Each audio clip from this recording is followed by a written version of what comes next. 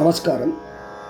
ఈరోజు తెలంగాణ కళారత్నం డాక్టర్ బిరుదురాజు రామరాజు గారి పరిచయం. డాక్టర్ బిరుదురాజు రామరాజు గారు 1925 ఏప్రిల్ 16న జన్మించారు. తల్లిదండ్రులు లక్ష్మీదేవమ్మ గారు, నారాయణ రాజు గారు. స్వగ్రామం వరంగల్ జిల్లా దేవనూరు. ఇక్కడ కొంత ప్రాథమిక విద్యాభ్యాసం జరిగిన తర్వాత కవి పండితులకు కాణాచిగా పేరు పొందిన మణికొండకు వెళ్ళారు. అక్కడ తమ పెదనాయన రాఘవరాజు గారి పోషణలో ఉంటూ చదువులో మరికొన్ని మెట్లు ఎక్కారు. హన్మకొండలో హెచ్ఎస్సి పరీక్షలోనూ ఇంటర్మీడియట్ పరీక్షలోనూ ఉత్తీర్ణులైనారు. హైదరాబాద్లోని నిజాం కళాశాలలో BA చదివి పట్టభద్రులయ్యారు. రామరాజు గారిది మొదటి నుండి స్వతంత్ర వ్యక్తిత్వం. 1952లో ఎన్నికలలో శాసనసభ్యునిగా పోటీ చేయడానికి బూరుగుల రామకృష్ణారావు గారు రామరాజు గారికి పార్టీ టిక్కెట్ ఇచ్చారు. అయితే సురవరం ప్రతాప్ రెడ్డి గారు జోక్యం చేసుకుని విశ్వవిద్యాలయంలో ఆచార్యుడిగా పనిచేస్తూ సాహిత్య పరిశోధన చేయడమే నీకు జాతికి మంచిదని సలహా ఇవ్వడంతో రాజకీయాల్లోకి రాలేదు. రామరాజు గారు తల్లిదండ్రులకు తమ కొడుకు ISS పరీక్షలో ఉత్తీర్ణుడై పెద్ద అధికారి కావాలని ఉండేది.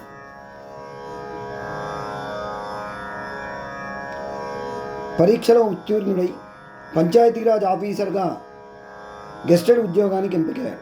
అప్పుడు కూడా సురవరం ప్రతాప్ రెడ్డి గారి సలహా మేరకు ఆ ఉద్యోగంలో చేరకుండా తమ దృష్టిని సాహిత్య పరిశోధన వైపు మళ్లించారు. MAలో ప్రథమ శ్రేణిలో ఉత్తీర్ణులైన తర్వాత వారు తెలుగులో జానపద సాహిత్యం మీద పరిశోధన చేసి PhD పట్టా పొందాలని కోరుకున్నారు. కానీ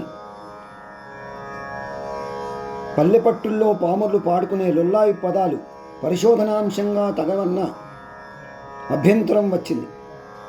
కానీ ఆచార్య ఖండవల్లి లక్ష్మీరంజనం సురవరం ప్రతాప్ రెడ్డి గారుల సిఫారసుతో పరిస్థితులు చక్కబడ్డాయి.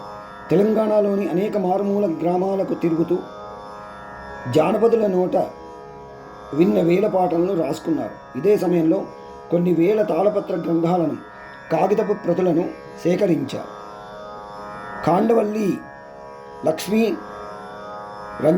రంజనం గారి పర్యవేక్షణలో 1955లో సిద్ధాంత గ్రంథానికి సమగ్ర రూపం ఇచ్చి విశ్వవిద్యాలయానికి సమర్పించారు శ్రీ బిరుదు రామరాజు గారు.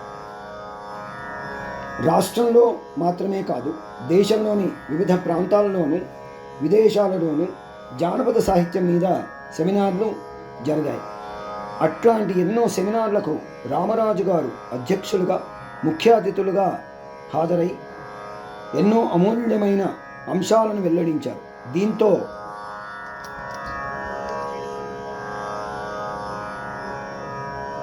అనాదృత పామర సాహిత్యంగా పేరున్న జానపద సాహిత్యానికి పండిత సభలలో కూడా ఆదరణ పెరుగుతూ వచ్చింది.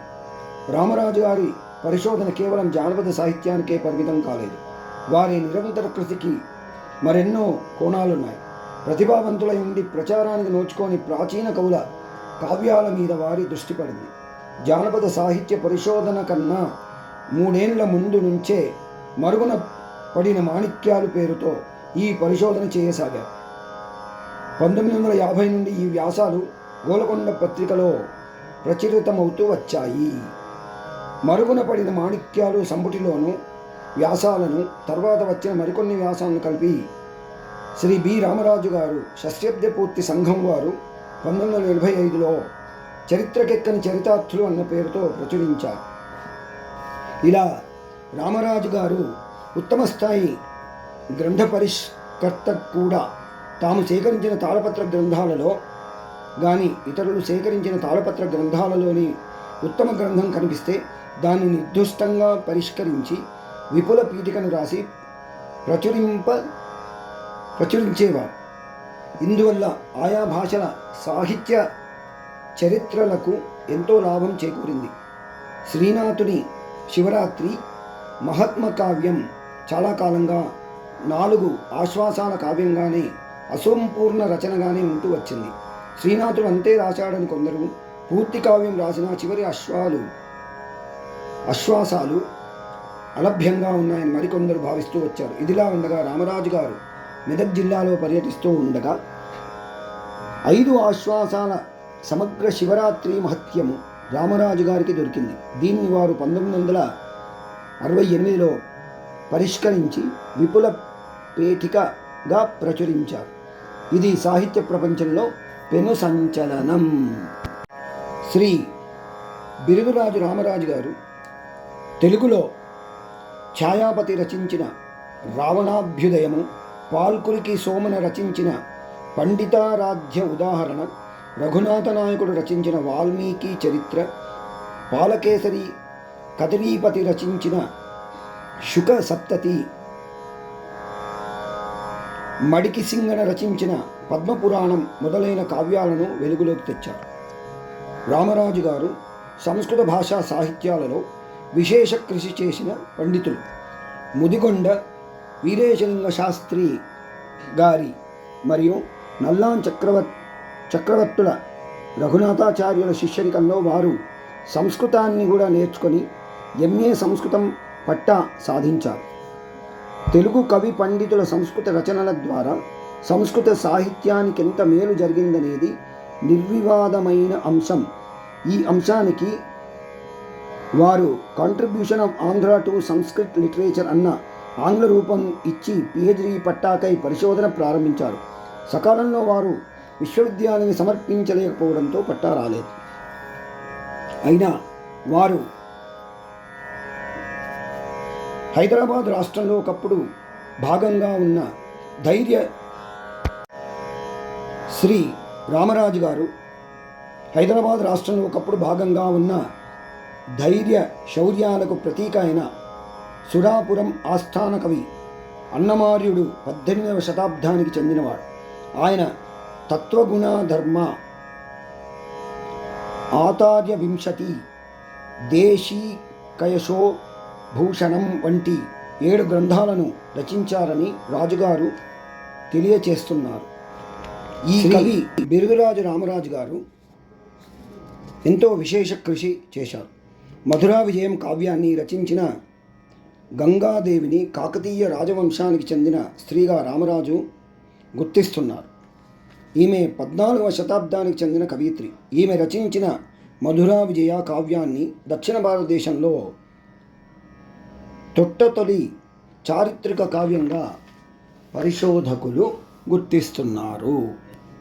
శ్రీ రామరాజు గారు తెలుగువారు సంస్కృత భాషా సాహిత్యాలకు చేసిన సేవలను ఆంగ్లంలో రాసినట్టే folk songs of Andhra Pradesh, folk tales of Andhra Pradesh, Muharram folk songs అన్న పుస్తకాలను కూడా రామరాజు గారు ప్రచురించారు.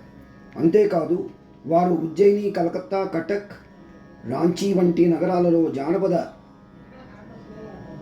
విజ్ఞానం మీద ఆంగ్లంలో పత్ర సమర్పణ చేశారు. అవన్నీ గ్లింప్సెస్ ఇంటూ తెలుగు ఫోక్లోర్ అన్న పుస్తకంలో 1991లో అచ్చువేయడం జరిగింది. జానపద సాహిత్యంలో రామాయణ కథలు, జానపద సాహిత్యంలో మహాభారత కథలు, తెలుగులో మార్మిక లక్షణాలున్న జానపద గేయాలు, జానపద కళారూపాలు, జానపద వైద్య విధానం వంటి ఎన్నో ఆసక్తికరమైన అంశాలపైన ఆంగ్లంలో వారు సమర్పించిన పత్రాలు చాలా విలువైనవి. 1976 నుంచి రామరాజు గారు వారి కుటుంబ సభ్యులు సత్యసాయి భక్తులు. బాబా గారి పూర్వ అవతారం షిరిడీ సాయి బాబా అని భావించే భక్తులు షిరిడీకి వెళ్ళి దర్శనం చేసుకుంటారు. రామరాజు గారు అట్లా షిరిడీ వెళ్ళినప్పుడు శాంతారాం అనే వ్యక్తితో స్నేహం ఏర్పడింది. ఆయన గ్రంథాలయంలో saints of Bengal, saints of Tamil Nadu, saints of Maharashtra ఇట్లా అనేక భాషల్లో ఆయన ప్రాంతాలకు చెందిన మహాయోగుల గ్రంథాలు ఉన్నాయి. కానీ తెలుగులో యోగుల గ్రంథాలు లేవు. బహుశా మీ తెలుగులో యోగులు లేరేమో అన్న ఎత్తిపొడుపుతో కూడిన మాట శాంతారాం అన్నాడట. ఇది రామరాజు గారికి శూలపు పోటు వలె తాకింది. అయితే సురవరం ప్రతాపరెడ్డి గారు తమ సాంఘిక చరిత్రలో 20 మంది యోగులను ప్రస్తావించారు. రామరాజు గారు ఆంధ్ర యోగులు మొదటి సంపుటంలో 50 మంది యోగులను, 2వ సంపుటంలో 50 మంది యోగులను, 3వ సంపుటంలో 50 మంది యోగులను, 4వ సంపుటంలో 60 మంది యోగులను పరిచయం చేశారు. వీటితో మొదటి సంపుటం ఆంగ్లంలోకి అనువదింపబడింది. ఇంకో 100 వరకు యోగుల చరిత్రను రామరాజు గారు వయోభారం బాధిస్తున్న తమ కుమార్తె డాక్టర్ బి రుక్మిణి గారి సహకారంతో పూర్తి చేశారు. రామరాజు గారు రష్యా శ్రీ డాక్టర్ రామరాజు గారు రష్యా, కెనడా, మలేషియా వంటి విదేశాలను కూడా పర్యటించి వచ్చారు. కాకతీయ విశ్వవిద్యాలయం పీజీ సెంటర్ను, ఉస్మానియా విశ్వవిద్యాలయం తెలుగు శాఖను తీర్చిదిద్దిన పరిపాలనా దక్షులు. అనేక గ్రంథాలను, సాహితీ సంస్థలను వికాస పథంలో నడిపించిన కార్యదక్షులు. ఆచార్య బిరుదురాజు రామరాజు గారు స్వల్ప అనారోగ్యం కారణంగా 2010 సంవత్సరం ఫిబ్రవరి 8వ తేదీ నాడు తుది శ్వాస విడిచారు. దీనితో సాహిత్యలోకం చీకటిపల్లిగా మారింది. డాక్టర్ బిరుదురాజు రామరాజు గారి ఈ వ్యాసాన్ని రచించిన వారు డాక్టర్ అమ్మంగి వేణుగోపాల్ గారి సేకరణలో నేను దీన్ని ఒక చిన్న వీడియోగా చేయడం జరిగినది. తెలంగాణ కళారత్నం అయినటువంటి డాక్టర్ బిరుదురాజు రామరాజు గారు మన తెలంగాణకే తలమానికం, మన తెలంగాణ కళారత్నం. వారికి తెలంగాణ కళారత్నాలు యూట్యూబ్ ఛానల్ తరఫున వినమ్ర నమస్కారాలు, జోహార్లు, ధన్యవాదాలు. ఫ్రెండ్స్, నమస్కారం.